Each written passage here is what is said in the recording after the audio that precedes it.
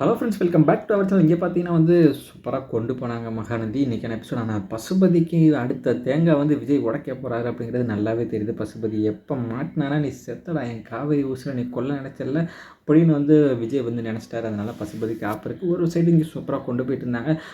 குமரன் மலேசியாவுக்கு போகிறாரு. அவர் இந்த மாதிரி பிக் பாஸ் போயிட்டார்ல, அவரை வச்சு வேற ஒரு கேரக்டர் கொண்டு வராமல் அவர் சும்மா அந்த மலேசியாவுக்கு 2 மாதம் போகிற மாதிரி வச்சு பண்ணிக்கலாம் அப்படின்ற மாதிரி ஒரு முடிவு எடுத்துட்டாங்க போல். தேவைப்பட்ட ஆளை மாற்றிட்டு குமரனை வச்சு ஒரு கதை இழுத்துட்டு போனாலும் இப்போதைக்கு குமரன் கதைக்கு வேணாம் அப்படிங்கிற ஒரு முடிவு எடுத்துகிட்டு அவரை மலேசியாவுக்கு அனுப்பிச்சி விட்டாங்க. அவங்கள அனுப்பிச்சி விட்றப்ப அந்த சகலைங்க 3 பேரும் அழுது கட்டி பிடிச்சி அதெல்லாம் பார்க்குறப்ப நமக்கே மனசு கஷ்டமாக இருந்துச்சு.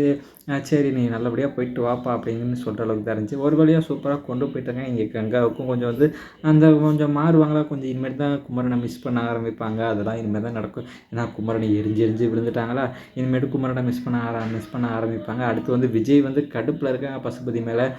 தன்னோட காவேரி காரில் ஏற்றிட்டு கொண்டது இவ தான் அப்படின்றது தெரிய வருதா.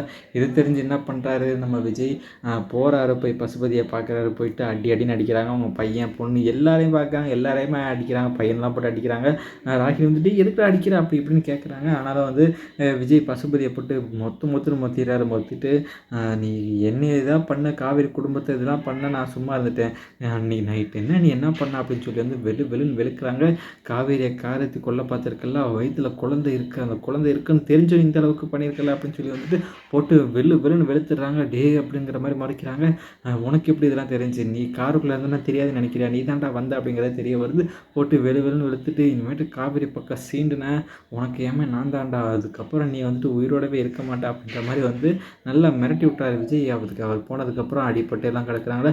என்னப்பா சொல்கிறீங்க அப்படின்னு கேட்குறப்ப, ஆமாம்மா இந்த மாதிரி நடந்துச்சு, அவளை எப்படியும் காரத்தி கொள்ளலான்னு பார்த்தேன், ஆனால் இவன் குறுக்க இழுத்து அவளை காப்பாற்றினாப்பா, ஏன்ப்பா சும்மா விட்டீங்க, 2 பேரும் சேர்த்து ஏற்றிருக்க வேண்டியதானே அப்படிங்கிறப்போ, அப்போதைக்கு ஆள்லாம் சூழ்ந்துட்டாங்க, நிறைய பேர் வந்துட்டாங்க, என்னால் எதுவும் பண்ண முடியல, அதனால தான் நான் போயிட்டேன், இது எப்படி விஜய் கண்டுபிடிச்சான்னு தெரியல அப்படிங்கிற மாதிரி யோசிச்சுட்டு இருக்காங்க.